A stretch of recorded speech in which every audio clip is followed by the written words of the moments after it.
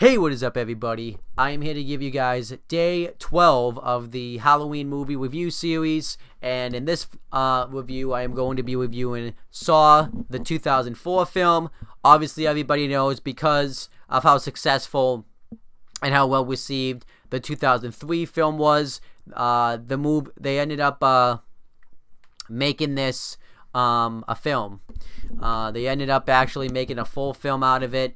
It actually was released to theaters and everything, and it was released in the United States, and they made it a full film, which definitely shows how successful the 2003 version was. Even though it's only 9 minutes and 44 seconds long, if that movie had failed, we wouldn't have this one, and then obviously the next few coming after this. We wouldn't have an eighth one coming out on October 27th, 2017, I believe it is.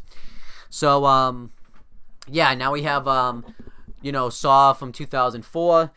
This is, to me, the actual first Saw, because this is pretty much actually kicks everything into motion.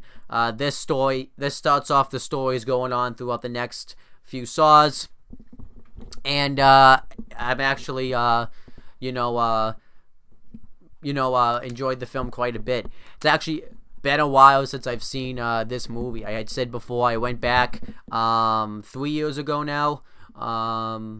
Actually 4 years ago, because it was in 2013. It could have been even longer than that. I don't even because I remember I didn't watch Saw, and then I didn't binge watch them. I watched Saw, then and then waited a couple of months, then actually binge watched 2 through, I believe it was 7.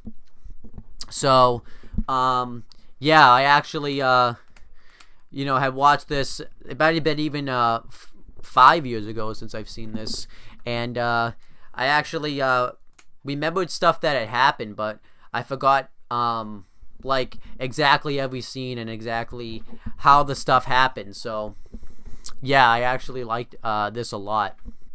So, obviously, this kind of goes into more of storylines and stuff, and the obviously I'm going to go through my typical movie format. I'll go through who wrote the movie, when it came out, then the movie itself, then how well it was received, give my thoughts on it. So I'm going to do that now. So this movie was thought of by John Wayne and Lee Wayno. I think that's how you say their names, but I'm not exactly sure.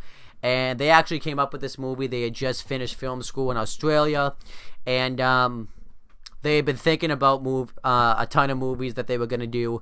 Obviously, when I did the last review, I talked about how they had a series of dreams, and this was one of the dreams that they pulled out. Well, there's more to that story now. This goes into the Wikipedia thing I read off of, goes into more detail about it. Originally, what they wanted this movie to be was they wanted this movie to have the same format, except what was gonna happen was two people would have been locked in an elevator, and the whole movie would have been shot through security cameras.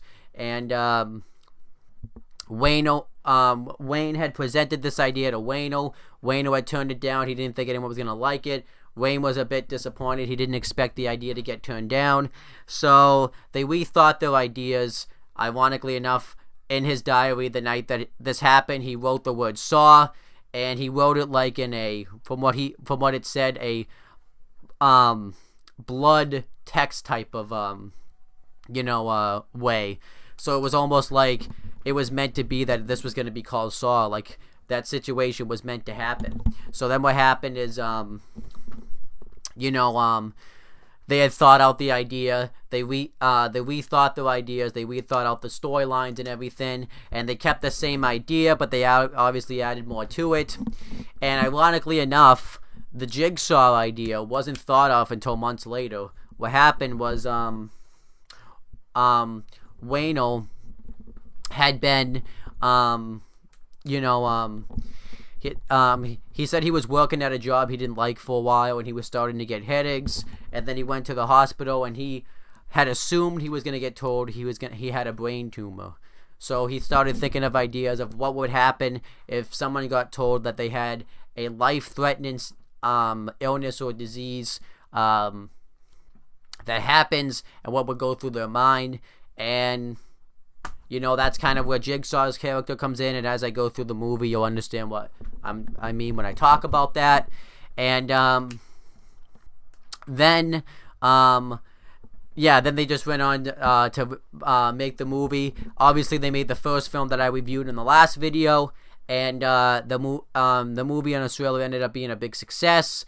And then they tried filming the movie. They tried getting this movie out in Australia a ton of times. It didn't work. So then the agent convinced them to fly over to Los Angeles, and the movie got someone finally had picked up the deal, this movie in Los Angeles. Originally, they were just going to film this movie, and it was going to be one of those straight to VHS, straight to DVD movies. However, the Lionsgate Films, who distributed this movie, decided to pay them money to actually release it in theaters, and because it was received so well in Australia, they tried it in the United States, and they gave them a lot of money to do so. And because these people weren't very rich, they decided to they had to make a low budget for this movie because they didn't have a lot of money. A lot of the films were filmed in a day. A lot of the scenes, I should say. So, yeah, overall, a lot went into this movie. This movie had a very low budget, actually. It only had a $1.2 million budget. And that $1.2 million sounds like a lot, but to put $1.2 million in a movie really isn't a lot, because you're not putting like a whole actual lot into the movie and stuff. But the movie worked, and then they decided to release the movie in theaters. Originally, they released it. At the Sundance Film Festival, and it was received very well in there. And it was released there on January 19th, 2004. And then it was finally released publicly everywhere on October 29th, 2004. And it was released actually 2 days before Halloween. And I always like when they have like a big horror movie come out around Halloween time, because it hypes people to want to watch Halloween. That's going to be the case tomorrow with Happy Death Day, and then later on in the year when Saw 8 comes out on October 27th. I like that they have horror movies come out during Halloween time, because it hypes people up for Halloween. And then that kind of brought us to the movie. So, that's a little bit of back history there. So now let me kind of start to go through the movie.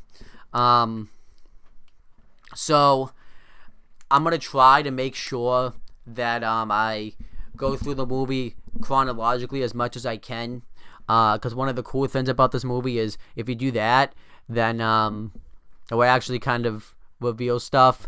So the movie kicks off.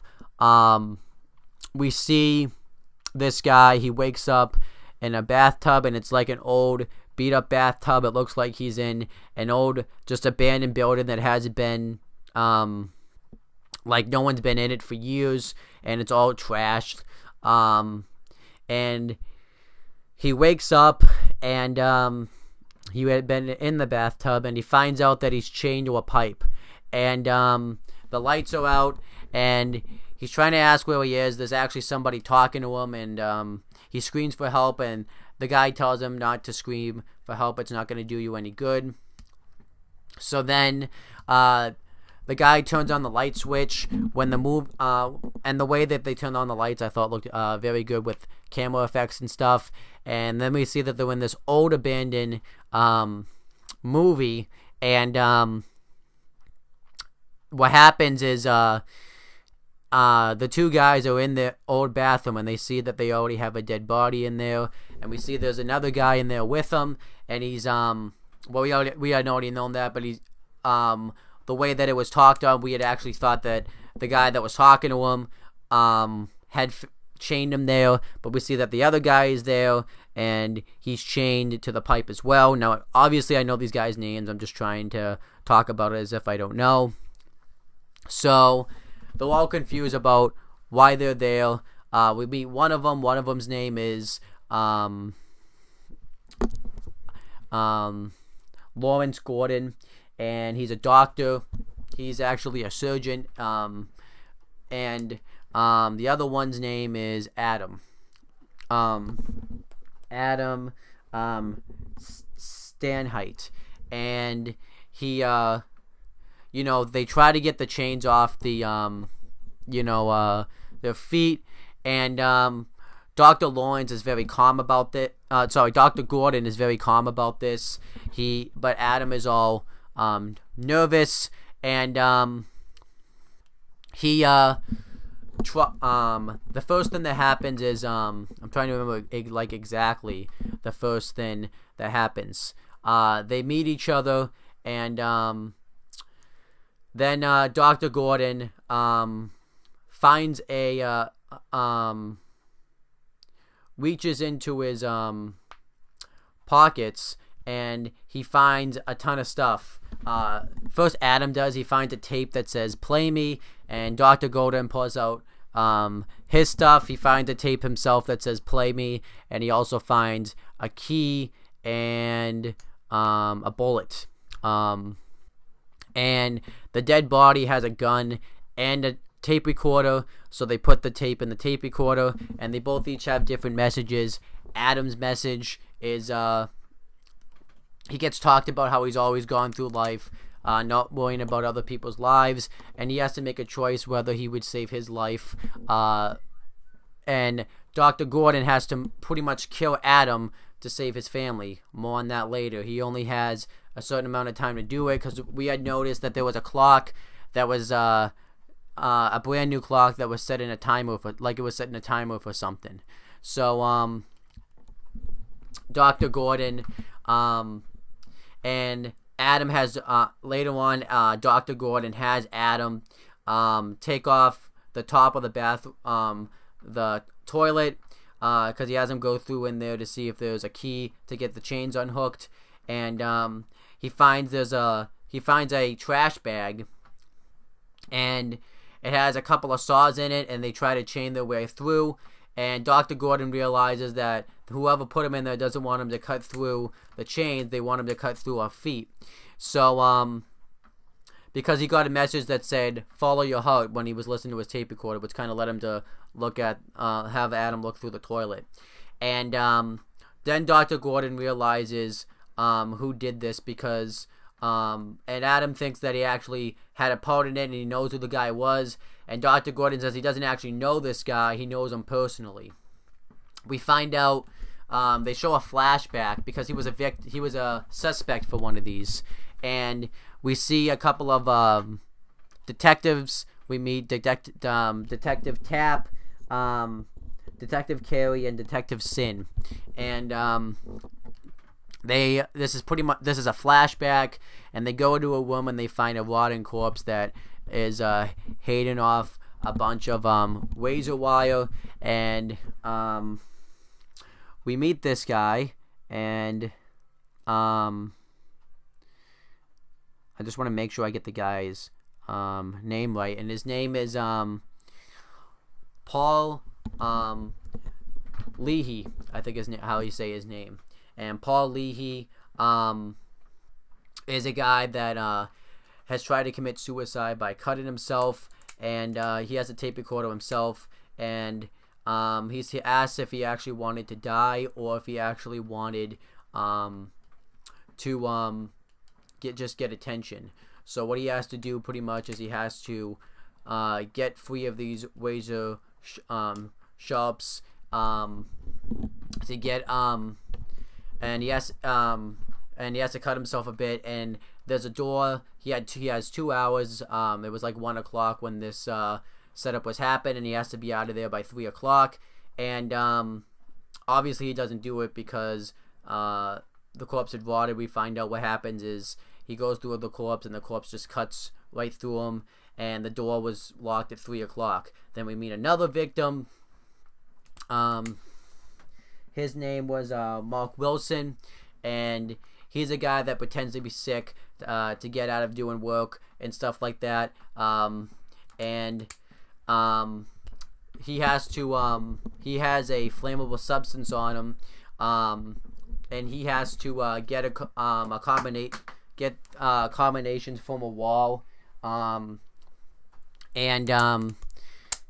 yeah, he has to get combinations from a wall and put the combination in before the time runs out, and he has to walk on these glasses, and he's completely naked, and there's a candle on it, and he actually fails his game as well. He sets himself on fire because of the candle, and yeah, pretty much we find out that he's the Jigsaw killer, and he leaves his mark by but because he cuts a puzzle piece into his victim's back, and he has a front row seat when he watches his victims. It shows a peephole into Mark's, and then it has one for Paul's. And Dr. Gordon finds out he was a victim of this. He's working on somebody who had cancer, I believe, and his name was John Kramer, and he has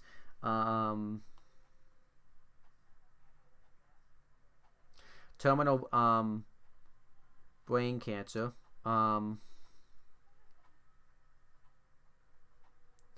And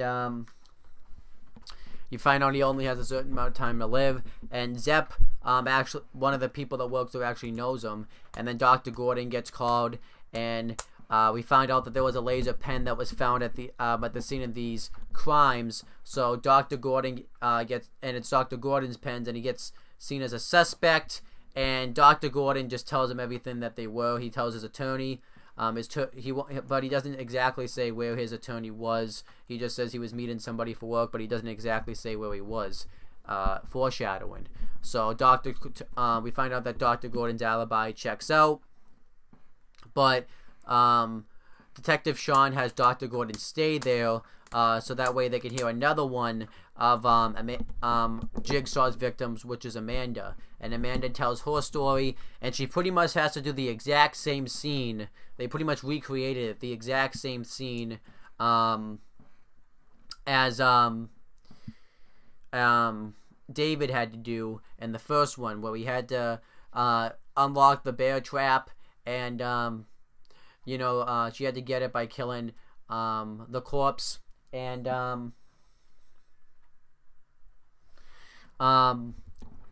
they pretty much reenact the entire scene, and I thought it was reenacted very well. And we find out though that Amanda actually was a drug addict before, and going through this experience actually helped her get over that her drug addiction, which I thought was actually pretty interesting. And then Dr. Gordon gets upset about this, and then what's the next scene that happens? So then later on, Adam gets upset that about the guy that did this, and Adam says, "So is this guy a murderer?" And we find out, as I have explained these cases, that Jigsaw doesn't actually murder his victims. He finds a way for victims to kill himself. And earlier in the movie, Adam had thrown something and broken a mirror, and he went to throw Dr. Gordon it, and he found out that there was actually a two-way mirror, and he sees that somebody is watching them. They break the mirror, and they see that someone's watching this through a camera. They see that there's a camera actually watching them, and Adam tries to throw pebbles at it, and it doesn't work. And Dr. Gordon tells him to stop. We find out he also has a wife, Allie, and a daughter, Diana. And Adam keeps telling her to think about his wife and children, and he says that he is thinking about them. And he feels guilty about the last thing that she said to Diana. And it shows the scene. Diana thinks that she sees somebody in the closet, so she has Dr. Gordon check it. They see that nobody's in there, which I guess we found out that either Dr. Gordon wasn't looking very hard, and or that the guy just hid very well. So then Dr. Gordon does the little pig went to the market thing, and he gets paged and he has to go to work, or so we thought. And Diana gets asked and worried that Dr. Gordon's gonna leave the family, and Dr. Gordon asks why she would think that, and she said that Mom said that was gonna happen, or that he's made it seem like that's gonna happen, and then Dr. Gordon promised that he will never leave and that he would read her favorite bedtime story, and then later on, Allie and Dr. Gordon have an argument, and Allie's sick of Dr. Gordon always pretending that nothing's wrong with his life, that he's always happy, and Dr. Gordon says that he is always happy, but she isn't happy with him. And then Dr. Gordon shows Adam a picture of Diana, and because he throws him his wallet, and Adam he tells him that he has another picture that they all took together, but when Adam goes through it, he sees that there's a picture of them tied up with the mouth where they have like a blanket in the mouth, but Adam doesn't want to show Dr. Gordon this because he just didn't have the heart to show him it. But on the back it says that if he shows this room, you'll find X marks the spot. Then what happens next? So yeah, and then then it shows a flashback. Diana, a guy pops out of Diana's closet and says, tells her to sleep tight, and we see that this guy, and we find out pretty much that this guy, which we find out, we don't actually see this guy for a while, but we find out, this is pretty much, we find out that Allie and Diana got tied up and zip tied, well, not zip tied, but zip tied through the mouth, and kidnapped pretty much. And Detective Tapp sees this, and he gets suspicious that Dr. Gordon's actually that there's somebody else in Dr. Gordon's house. So then Adam tells Dr. Gordon to turn off the light, so he does, and we see that there's a glow-in-the-dark paint that has X marks the spot on it, and Dr. Gordon goes through, breaks through the wall with his saw, and see that there's a chest in it, and Adam throws him the key that he had. He unlocks it, and he sees that there's a cigarette and a cell phone. And he tries to call the cops, but the cell phone only receives calls. It doesn't actually make them, which reminds Dr. Gordon of when he was kidnapped, because he had tried to make a phone call and he couldn't, and then a guy in a pig mask, or somebody in a pig mask, we don't necessarily know who it is, comes up, attacks Dr. Gordon, and drugs him, and then that's how he ended up there. And Dr. Gordon then finds a cigarette, and on it, Jigsaw had written that Dr. Gordon doesn't need a gun to kill Adam.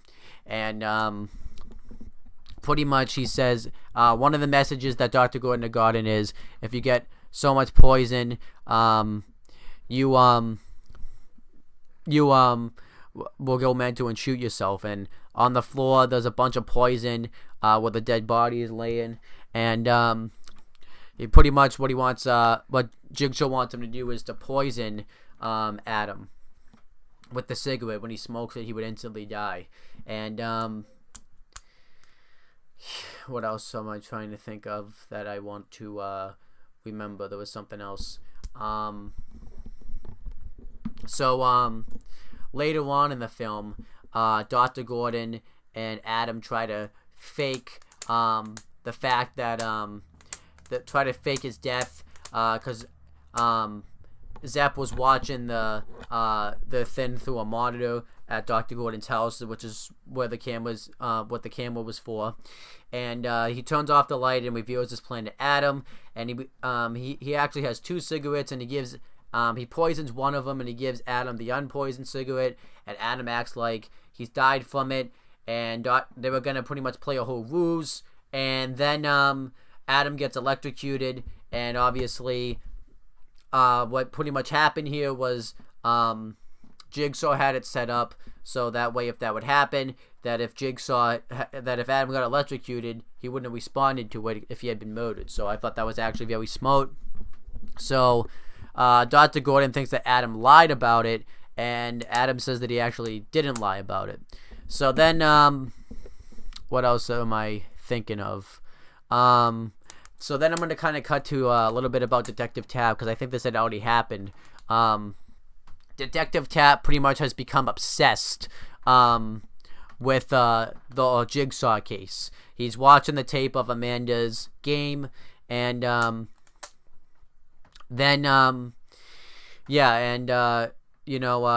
Sean, the Detective Sin tells him to snap out of it. That he's about to go off and go out for the night, and then Detective Tapp realizes that there's a old abandoned building that he's familiar with. It has a K-14 sign that has a game that's very famous there. They hear a fire alarm go off, and they track down exactly when the fire alarm, what certain fire alarms did, and they find the place where they find Jigsaw's place. So Detective Tapp and Detective Tapp and Detective Singh go to this place, and they find Jigsaw's land of operation, I could say, or place of operation, and they find a doll. This is a doll that Jigsaw uses throughout the film to record himself, and we also find the set. He actually had made like a little toy set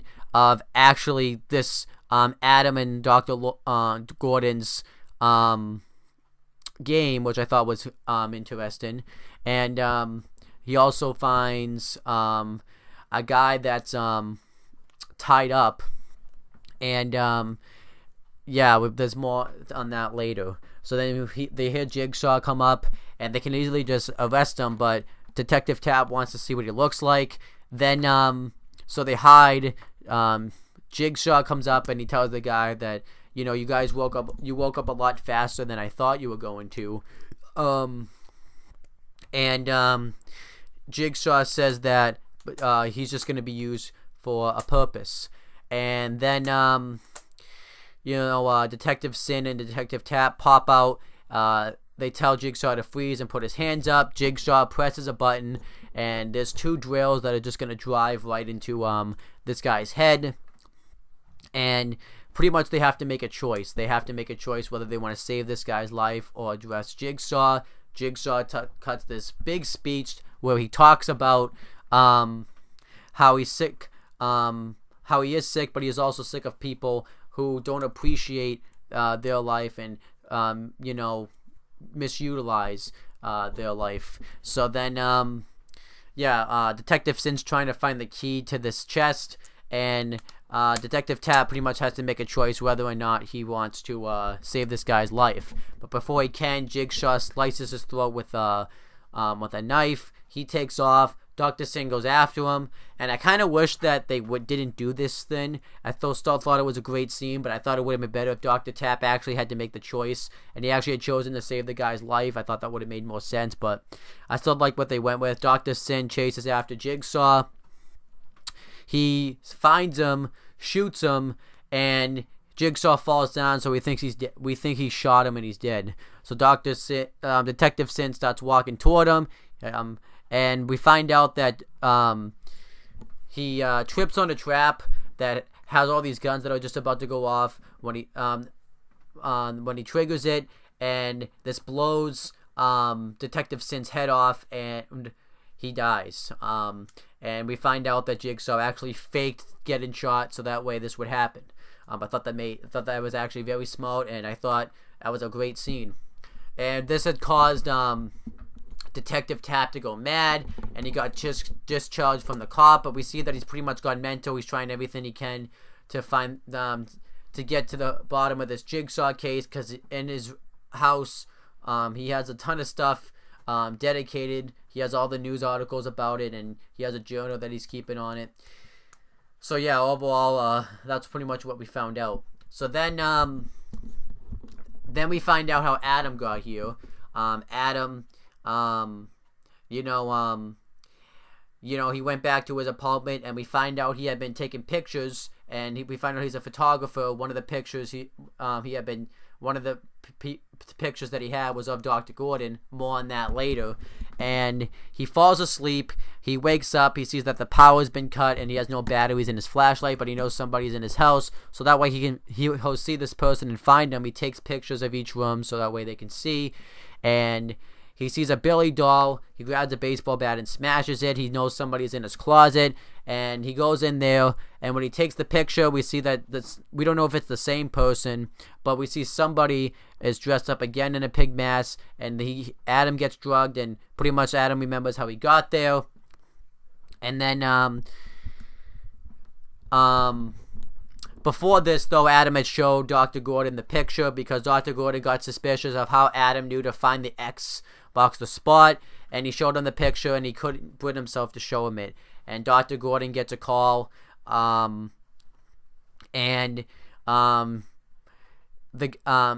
Zepp, who we find out is doing this, forces the Allie to tell Dr. Gordon not to trust Adam, and he gets suspicious, wondering how he knows him, and we find out Adam actually knows who he is, because when Dr. Gordon was walking through the parking lot earlier when he got kidnapped, his picture had been taken, and we find out Adam was the one that took his picture. And Adam pretty much says that he sees right through Dr. Gordon. He sees through all his BS. He sees through all of his BS, because in that trash bag he pulled out of the toilet was a ton of pictures he had taken of Dr. Gordon. We find out he actually didn't go in the hospital at all. We find out he had been going to motels to have an affair with nurses. So yeah, pretty much it shows that scene, and Dr. Gordon goes to the nurse's house, and one of the nurse's motel, and he gets upset with her that he paged her, and he realizes he's doing the one thing, and he says, I can't do this anymore. And he actually gets a phone call from someone that says, I know what you're doing. And we find out that the reason Adam's been taking pictures is he had been paid by Detective Tap to do so, because Detective Tap was still suspicious that Dr. Gordon was still connected to the... he still thought that Dr. Gordon was still connected to the Jigsaw case. So Dr. Gordon and Adam stop blowing up at each other. Dr. Gordon calls Detective Tap and Adam bottom feeders. And Adam calls Dr. Gordon just a witch who thinks he's better than everybody else, and he just cheats on his wife. And Dr. Gordon gets upset because he's wondering why he's in here. He said that he had it all. He had a perfect life. Everything was perfect. And he starts crying. Dr. Gordon had 6 hours to kill Adam. He doesn't make it in time. So Zepp, and he finds out pretty much too that Zepp at this point had kidnapped Allie and Diana. Allie's able to get herself free, and Zepp wants Allie to be the one to tell Dr. Gordon that he failed. Allie calls Dr. Gordon, and she goes to tell him, but she finds out that he's been fooled, and she attacks Zepp. She holds the gun to him, and she tries to find out where Dr. Gordon is, and he pretty much has no idea where he is. And then Zepp and Allie start fighting. They fight over the gun, and they Dr. Gordon hears the gun go off, and Dr. Gordon thinks that Zepp is murdering his family. And then Detective Tap sees this go down. He goes over to the house. He gets into a shootout with Zepp, and he runs out of bullets. He tackles him to the ground, and Zepp hits Zepp hits Detective Tap with a vase, and he takes off, and he goes to the place. He tries to find Mrs. Gordon and Diana, So then she says that he's just gonna go kill Dr. Gordon. So he goes to the place.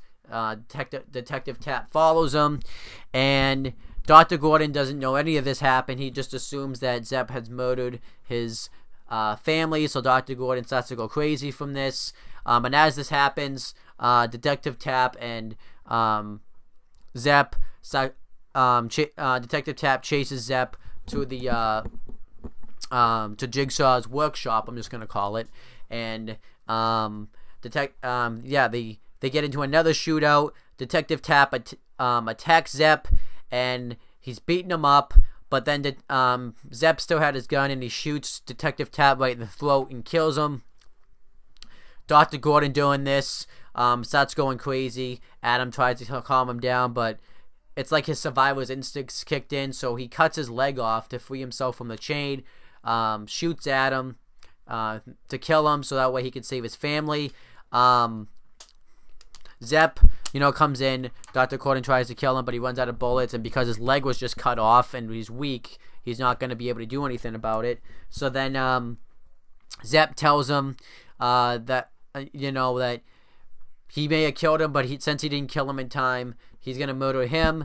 So Adam attacks Zepp, and he beats him up. Before this, Zepp had been stabbed by scissors by Detective Tapp. By Allie, and Adam takes out his knee, and he hits him over the head repeatedly with the top of the toilet, and then Dr. Gordon's gonna go get help, and then he goes to get help, and then Adam tries to find the key to unlock his chain, but then he finds another tape recorder, and we find out that Zepp actually he had a game, and pretty much what he had to do was he's known as a creeper as the hospital, and he's done some bad stuff as well. He finds out he's actually not working with Saw, he's just part of the game, and he pretty much had and we find out that there was a poison running through his system that only Jigsaw had the antidote for. And what he has to do, and he said that he would give him the antidote if he murders the whole Gordon family. And this is why he was so desperate, and you could kind of see that Zepp was kind of going crazy. So Adam is surprised to see this. Then the corpse comes to, and we find out that it's actually John Kramer, who's actually Jigsaw, and we find out when he was actually being taken for his brain tumor, when he was actually unconscious, he was faking it, and he tells him that the key to the chain that Adam has is in the bathtub, but unfortunately the key fell down the drain when Adam came to, and and Adam tries to attack him. Jigsaw tases him, and we find out that he was the one that tased Adam, and he also tased Dr. Gordon earlier in this in the movie, and it pretty much just kind of shows how everything came together. How Jigsaw wants to do this because he's almost on his deathbed, and he's sick and tired of these other people who are so ungrateful to be alive, take life for granted. So he puts them and tests them through these games to see if they really would want to live or die. So so pretty much he leaves Adam, and he ends off by saying game over, and he leaves him to die in the bathroom, and then that was it. I can't think of anything else I forgot. If I forgot something, let me know. But yeah, overall this movie I thought was great. I thought it was really good. I liked how everything had a purpose for happening, and it kind of, when I liked how it showed like all the flashbacks and all the magic tricks of how it came to be, and I thought that was really, good. It was a great introduction, and yeah, I think I really liked it. Every character had a purpose for being there. Everything had a purpose for happening in this movie, and like I said, I liked how they kind of explained it, show how Dr. Gordon got there, how his life went, pretty much what he was like throughout this movie, and what got him there, Adam, same thing. So the stuff with and it showed everything going on with Detective Tapp, Zep. So everybody had a purpose in this movie. And obviously, I like some of the kills in this movie. I like some of the gore. I know I just talked about in my Halloween 2009 remake that that was nothing but gore. I'll say this: I like gore if it has a purpose. When you just have gore just for the sake of having gore and blood, then it doesn't make any sense. But here, at least, it had a purpose for happening, so I was fine with it. And I thought this movie was really good. I thought I thought the story was told really well. I thought the characters played their parts pretty well. I liked Dr. Gordon's character in this movie. I liked Jigsaw's. I liked Detective Tapp's. I liked Adam. His character was a little over the top at time, but overall it was a good character. There was somebody else's character. Diana actually had a pretty good character in this movie. Zep. Everybody had a good character in this movie. And I really enjoyed it. And yeah, this movie was very good. If I had to rate this movie, I'm gonna rate it a 8 out of 10. I think it was a very good pilot, and I think it was a very good way to kick off the Saw series. And it was just a very good movie overall. The characters were great, and yeah, I really enjoyed it. And let me kind of go over. So this movie actually had a 103.9 million box office draw, which is very successful. I believe it says that out of all of like the horror movies, it was this movie that had the second highest grossed horror movie behind Friday the 13th. I think that's very impressive. And this movie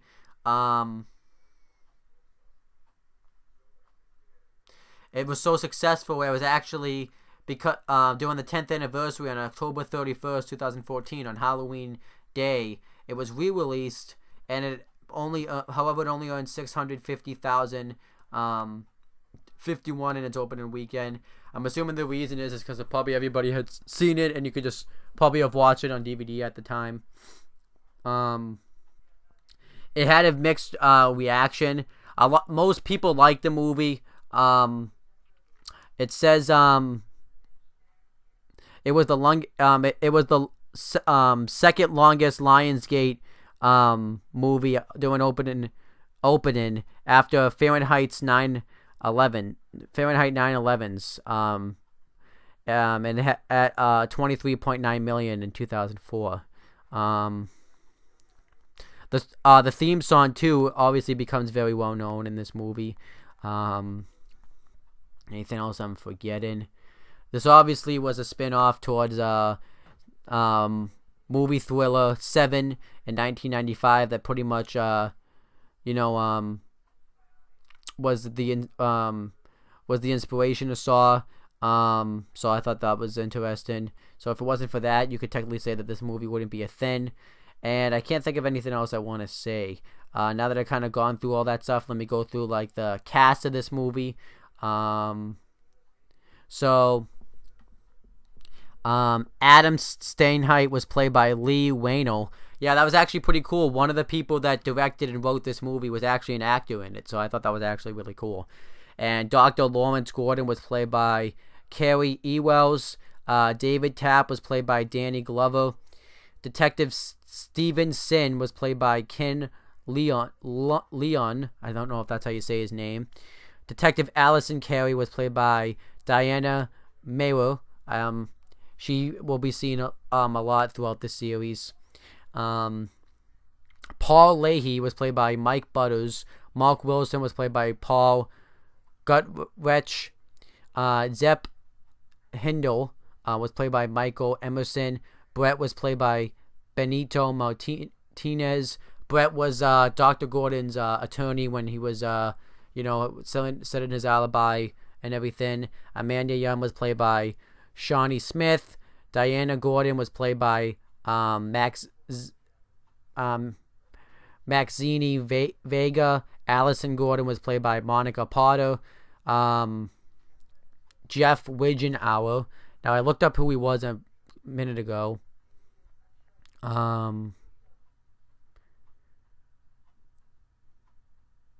He was the test victim when Tap and Sin showed up to try to arrest Jigsaw.